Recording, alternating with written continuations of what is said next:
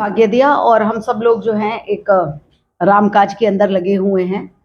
हम लोगों ने संपूर्ण संस्था के माध्यम से ये संकल्प लिया है कि हम 1,11,000 दीपक दिल्ली के अंदर प्रज्वलित करेंगे और इसका जो मुख्य उद्देश्य है वो ऐसे वर्ग की ओर पहुंचना है जो जनरल हम उन तक नहीं पहुंच पाते। जैसे हमने इसमें करा है कि हम उन लोगों के पास जाएंगे जो क्लोज्ड हाउसेज में रहते हैं, जो प्रिजन में रहते हैं, जो चिल्ड्रन होम में रहते हैं, जो वृद्धाश्रम में रहते हैं, जो लोग ऐसे हैं जिनको तक हम परमिशन लेनी पड़ती है। अनाथालय हैं हमारे बहुत सारे, हम उन तक भी पहुंच रहे हैं और उन सबसे भी रिक्वेस्ट कर रहे हैं कि भगवान का ये इतना बड़ा सुअवसर आ रहा है तो इसके अंदर सबके जीवन में जब प्रकाश आएगा तो आप भी वंचित ना रहें, आप भी उसके अंदर अपनी एक ज्योत अवश्य जलाएं। एक तो हमारा पहला जो हमारा उद्देश्य है 1,11,000 दीपक का, क्योंकि हम सामाजिक संस्था है तो हमारा जो उद्देश्य है वो थोड़ा डिफरेंट भी होना चाहिए, तो हम एक क्लोज्ड सर्किट के पास पहुंच रहे हैं। सेकेंडली हम जो है ऐसा हमारा मानना है कि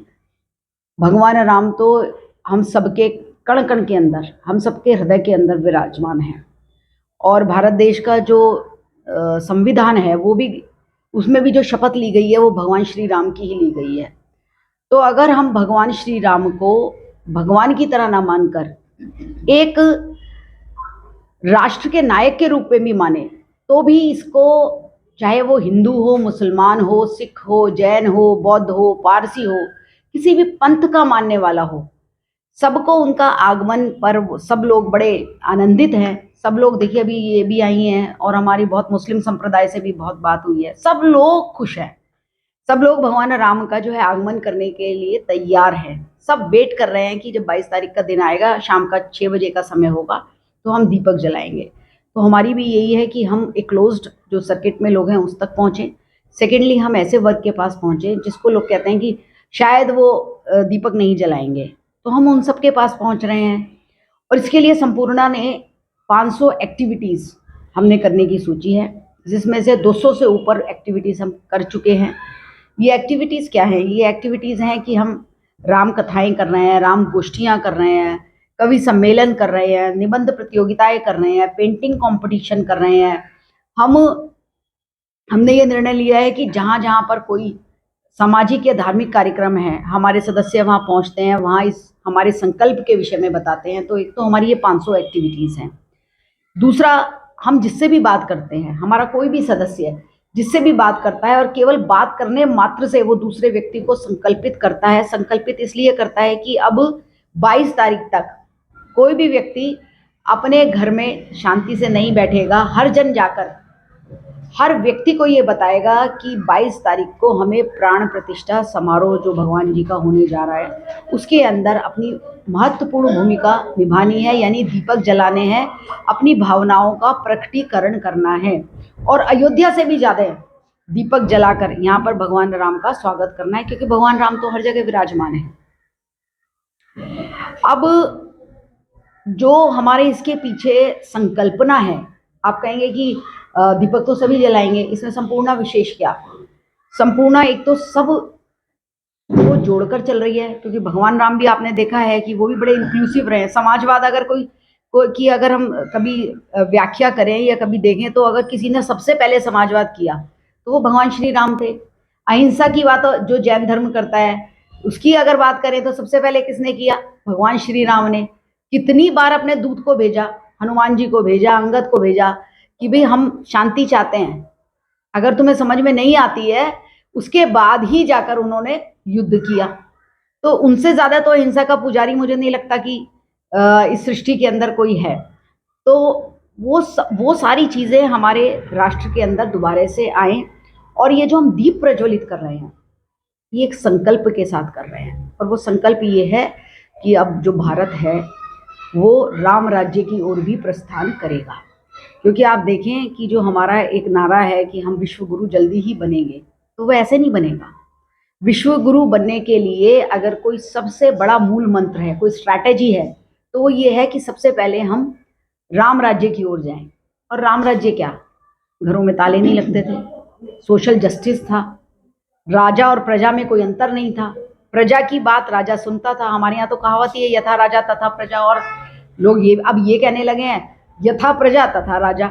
ऐसे भी लोग कहने लगे हैं। तो जो है कहावतों का जो मीनिंग भी बदलता जा रहा है, जो कहा सो किया, है ना, या प्राण जाए पर वचन ना जाए, ये सब राम राज्य है।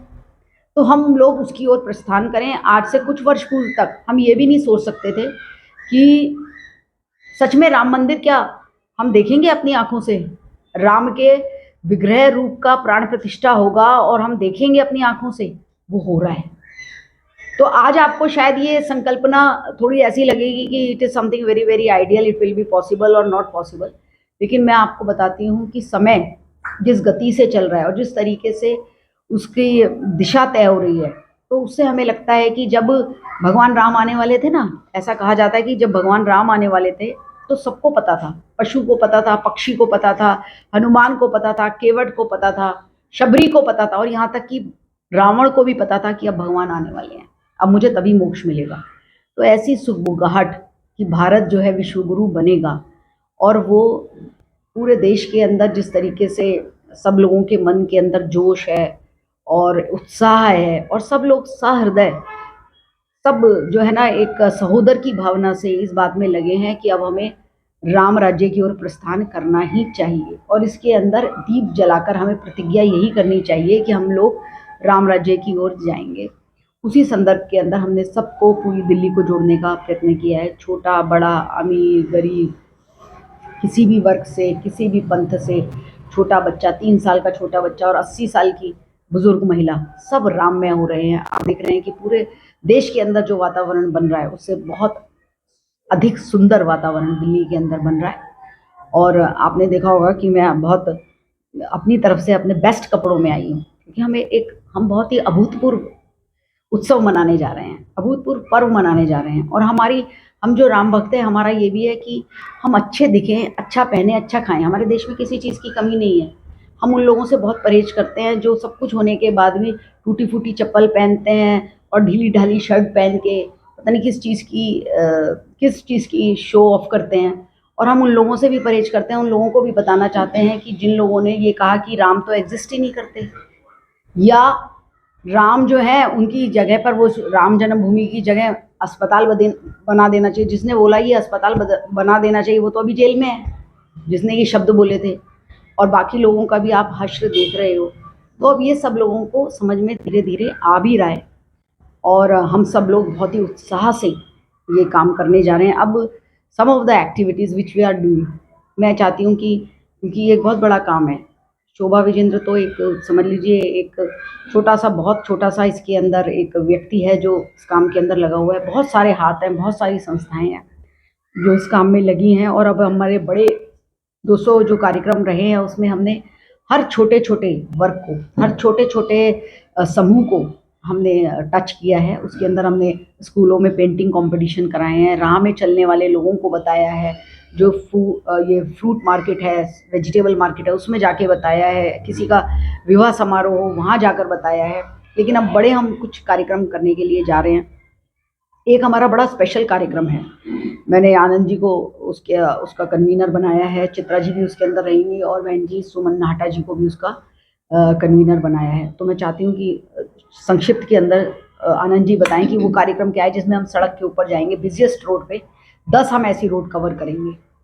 होने के नाते मेरे भी जिम्मेवारी लगाई गई है ट्रांस यमुना के लिए। ट्रांस यमुना में जो एज ए कन्वीनर में काम कर रहा हूँ, और वहाँ पे हम काफ़ी सारे प्रोग्राम हम कर रहे हैं। उसमें हमने 2-3 प्रोग्राम पहले कर चुके हैं, और अभी हम रिसेंटली 2 तारीख को एक और प्रोग्राम कर रहे हैं जिसमें मानव श्रृंखला हम बनाएंगे। इसमें राम का वो होगा, राम पथ नाम से हमने अपना प्रोग्राम का नाम रखा गया है। और मानव श्रृंखला बना के हम पूरी दिल्ली में, ट्रांस यमुना में ये मैसेज पहुंचाएंगे कि भाई हर घर में दीप जले, संपूर्ण ये आह्वान करती है। हम इसके लिए करते हैं। धन्यवाद। एक घंटे का ये कार्यक्रम रहने वाला है जो दिल्ली की 10 बिजिएस्ट रोड पे होगा, सबसे बिजिएस्ट रोड पे, लेकिन जहाँ खड़े हो सकते हैं। उसके अंदर कोई नारेबाजी नहीं है, कुछ नहीं है, सिर्फ हम प्ले कार्ड लेके खड़े होंगे, और प्ले कार्ड में ज़्यादातर महिलाएं की संख्या उसमें अधिक रहेगी। और हम सबको दिखाएंगे आने और जाने वालों को कि भूल ना जाना 22 तारीख आने वाली है, तो सबको दीपक जलाने हैं और सबको इसका सहभागी बनना है, क्योंकि हम चाहते हैं कि जो भगवान का प्रसाद है उससे कोई जो है महरूम ना रह जाए, वंचित ना रह जाए। तो इसलिए ये कोशिश हो रही है। तो जो सबसे पहली हमारी होने जा रही है वो अब हमारी बहुत जल्दी अब 2 तारीख को है। तो मैं आपको सूचना अब हरीश जी इसके अंदर सारी सूचना, हमने नाम भी लिख लिए हैं, हम सारी सूचना उसकी भी देंगे। हमारा एक बहुत ही ज़बरदस्त हम एक पेंटिंग कंपटीशन करने जा रहे हैं। आ जाओ एक मिनट ज़रा। अक्षत जो है एकल विद्यालय के साथ मिलकर का योगदान उसके अंदर रहेगा। ये हम लोधी गार्डन्स पे कर रहे हैं 7 जनवरी को सुबह 12 से 2 बजे तक। 11 बजे सारे बच्चे पहुंचेंगे। ऐसा अनुमान है कि 1000 बच्चा वहाँ पर रहेगा। कुछ बच्चे राम बनकर आएंगे, कुछ हनुमान बनकर आएंगे और वो पेंटिंग कंपटीशन करेंगे। उस पेंटिंग कंपटीशन में हम उनको प्राइज़ देंगे, सबको सर्टिफिकेट्स देंगे और एक पूरा वातावरण राममयी होगा। और हमारा ऐसा मानना है कि ये बच्चों की पेंटिंग कंपटीशन पे हमारा बड़ा जोर है। मैं आपको दिखाऊंगी जो जो हमारे पास आए हैं, जो बन के आया है सारा कुछ, उसकी हम एग्जीबिशन भी लगाएंगे लास्ट के अंदर। मेरे ख्याल से 20, 21, 22 में हम किसी अच्छी जगह पे IGNCA में या दिल्ली पब्लिक लाइब्रेरी किसी अच्छी जगह पे हम वो एग्जीबिशन लगाएंगे, ताकि आप सब लोग देखें कि बच्चों के मन में राम को लेकर, राम मंदिर को लेकर, हनुमान को लेकर, रामायण को लेकर क्या क्या वो जानते हैं और किस तरीके से उन्होंने सुंदर तरीके से प्रदर्शित किया है। तो ये भी जो एक कार्यक्रम है, मैं चाहती हूँ संक्षिप्त में अगर अक्षत जी इस विषय में कुछ बता दें तो अच्छा रहेगा। 7 जनवरी 2024 हम लोग एक कार्यक्रम ऑर्गेनाइज करा रहे हैं, एकल और संपूर्णा, जिसमें साथ मिलकर काम करेंगे। एकल विद्यालय और संपूर्णा साथ मिलके प्रोग्राम आयोजित करेंगे 7 जनवरी 2024 को लोधी गार्डन में, जिसमें हमारा एक पेंटिंग कंपटीशन होगा। और उस कंपटीशन में हम लोग काफ़ी प्राइवेट स्कूल्स और गवर्नमेंट स्कूल्स के बच्चे वहाँ पे हम लेके आएंगे, बुलाएंगे उनको। और उस पेंटिंग कंपटीशन का मोटिव रहेगा कि बच्चों को राम मंदिर, राम जी के बारे में और पता लगे उनको, और उस पे ही वो अपनी पेंटिंग करें। तो बस इसी के साथ थैंक यू। इसके साथ साथ ही अब ये हमारी संतोष बहन जी हैं। आप जो हैं ये कहीं हनुमान चालीसा हो रही है, कहीं पर कोई कीर्तन हो रहा है, कहीं पे 4 महिलाएं बैठी हैं, वहाँ जाकर ये इसका प्रचार करती हैं। वीडियो बनाने में थोड़ी पीछे रह जाती हैं, लेकिन इसका प्रचार पूरा कर रही हैं ये। तो एक एक घर के अंदर जाना, एक एक महिला तक पहुंचना और धार्मिक कार्यों के माध्यम से या सामाजिक कार्यों के माध्यम से पहुंचना बहुत बड़ी बात है, जो हमारी बहन जी कर रही हैं। अभी हमारे आज आप आए हैं, मैं आपको आमंत्रित करती हूँ। अभी हम कवि सम्मेलन कर रहे हैं, राष्ट्रीय कवि सम्मेलन है। पूरे अगर भगवान राम अयोध्या में उनका मंदिर नहीं होगा तो कहाँ होगा? मतलब ये देखिए हमारे देश का दुर्भाग्य है। पर चलिए, जब जागे तभी सवेरा। तो मैं हरीश जी हैं, हमारे मंडल अध्यक्ष भी हैं। अब मैं चाहती हूँ कि आज के उसके बारे में बताएं। हाँ, संपूर्णा के तत्वाधान में अग्रवाल धर्मशाला सेक्टर 8 में एक बहुत ही सुंदर कवि सम्मेलन हो रहा है। आज शाम को 6 बजे आप सभी सादर आमंत्रित हैं। ये इस श्रृंखला का दूसरा कवि सम्मेलन है। एक कवि सम्मेलन हमारा अभी इसके बाद और सेक्टर 18 में होगा। बाकी उसके बारे में शोभा विजेंद्र जी बताएंगे। मतलब ये है कि विधा चाहे कोई भी हो, लेकिन हर के केंद्र के अंदर भगवान राम होने चाहिए, और हम इस दृष्टि से सारे लोग लगे हुए हैं। आज का है, इससे पहले अभी हमारा सेक्टर 15 के अंदर हुआ, रॉयल बैंक्वेट के अंदर। और मैं आपको बताना चाहती हूँ कि उस दिन जो है जितने भी लोग थे, जितने भी भक्त वहाँ थे, जितने भी लोग वहाँ उपस्थित थे, वो सब इतने एनर्जाइज हो गए, क्योंकि जो कविताएं थी उनके माध्यम से जो 500 साल के संघर्ष को बताया गया, जो हमारे देश के अंदर कुछ ऐसे लोगों ने राज किया जिन्हें हम असुरी कहेंगे, जिन्होंने राम भक्तों के ऊपर जुल्म किया, उसकी कहानी बताई गई। और बच्चों के लिए क्या प्रेरणा हो सकती है, इसका काम किया। तो ऐसा सुंदर वातावरण उस एक कवि सम्मेलन से बना। वो आज हमारा दूसरा है। और तीसरा हमारा ये टेक्निया के अंदर है, जिसके अंदर आप जानते होंगे काजल हिंदुस्तानी, जो बहुत अच्छा बोलती भी हैं और सनातन पे बहुत काम करती हैं, वो हमारी मुख्य अतिथि हैं। जो हमने रॉयल बैंक्वेट में किया था उसके अंदर कपिल मिश्रा हमारे अतिथि थे। और इसके बाद हमारा जो एक बहुत सुंदर कार्यक्रम जो 20 या 21 में अभी हम करेंगे, 20 या 21 में है, वो हम करेंगे गांधी स्मृति में राजघाट पे। उसके अंदर हम सर्वधर्म के लोगों के मध्य में जाकर आप लोगों की क्या राम को लेकर परिकल्पना है, राम राज्य को लेकर क्या परिकल्पना है, और वो जो परिकल्पना है वो हम सब बैठकर सौहार्द से बनाएं और उसकी ओर आगे बढ़ें। इसके लिए बहुत बड़ा सम्मेलन हम करने जा रहे हैं, जिसके अंदर हमारा जो वर्ल्ड पीस फाउंडेशन के जो अध्यक्ष हैं इमाम शाहीन, उनके साथ हमारी बात हुई है, और हमारी अन्य अन्य बहुत सारे धर्मों और पंथों के लोगों से बात हुई है। वो सब भी वहाँ पर रहने वाले हैं। बहुत सुंदर वातावरण वहाँ बनने वाला है। इसके साथ साथ ही हम उससे पूर्व, एक दिन पूर्व, वहाँ पर एक जो है साहित्यिक चर्चा राम पर करना चाह रहे हैं, जिसमें जिन जिन लोगों ने राम पर कुछ लिखा है उन सबको बुलाना चाह रहे हैं। हमारी कोशिश है कि उसके अंदर कुमार विश्वास या मुरारी बापू, दोनों में से एक को भी हम रखें उसके अंदर। वो थोड़ी कम लोगों की होगी, साहित्यिक लोगों को ही उसके अंदर हमने आमंत्रण दिया है। इसके साथ साथ हमारे राम यात्रा, एक अद्भुत कार्यक्रम हम करने जा रहे हैं, और 14 तारीख को कार्यक्रम है। मैं चाहती हूँ उसके अंदर आप लोग हमारे साथ साथ रहें, आपको भी उसका पुण्य मिलेगा। 11 बजे हम बालाजी मंदिर से उसे प्रारंभ कर रहे हैं। वहाँ से प्रारंभ करके हम जाएंगे चांदनी चौक। चांदनी चौक में आपको पता है एक साथ सारे धर्मों के पूजा स्थल हैं, हम सब उसमें जाने वाले हैं। जैन मंदिर में भी जाएंगे, चर्च में भी जाएंगे, मस्जिद में भी जाएंगे, गौरी शंकर मंदिर में भी जाएंगे। वहाँ के पुजारियों से, प्रबंधकों से हमने बात की हुई है, और वो हमें जो है सम्मान से अंदर भी ले जाएंगे। हम उन्हें अपना ज्ञापन देंगे और उन्हें 22 तारीख के लिए जगमग जगमग करने के लिए, प्रकाशवान करने के लिए उनके क्षेत्र को आह्वान करेंगे उनसे। उसके बाद हम वहाँ से जाएंगे झंडेवाला मंदिर के बाद, झंडेवाला के मंदिर के बाद हम जाएंगे पचकुइया, वहाँ वाल्मीकि मंदिर में। वाल्मीकि मंदिर के बाद हनुमान जी कनॉट प्लेस, और वहाँ से हम जाएंगे कालका जी का मंदिर। कालका जी के मंदिर के बाद हम जाएंगे इस्कॉन, और इस्कॉन के बाद हम अंत में जाएंगे अक्षरधाम, और अक्षरधाम में हमारी यात्रा जो है उसका समापन होगा। मूल उद्देश्य उसका भी ये है कि चाहे जो है कोई चर्च हो, चाहे गुरुद्वारा हो, चाहे मस्जिद हो, चाहे लाल मंदिर हो, चाहे कोई स्नातक हो, चाहे कुछ भी स्थानक हो, चाहे कोई भी पूजा स्थल हो, हम सब वहाँ जाएं, और वहाँ के जो जानने वाले हैं, वहाँ के जो कर्ता धर्ता है, जो समाज को बहुत बड़ा एक मैसेज दे सकते हैं। देखिए, आज जो मैं बात कह रही हूँ और जो एक उसी मंदिर का कोई पुजारी कह रहा है या इमाम कुछ बात बोल रहे हैं, उसका बहुत प्रभाव रहने वाला है। तो ये भारत देश है, सौहार्द का देश है, समरसता का देश है, सब धर्मों को साथ लेकर चलने वाला देश है।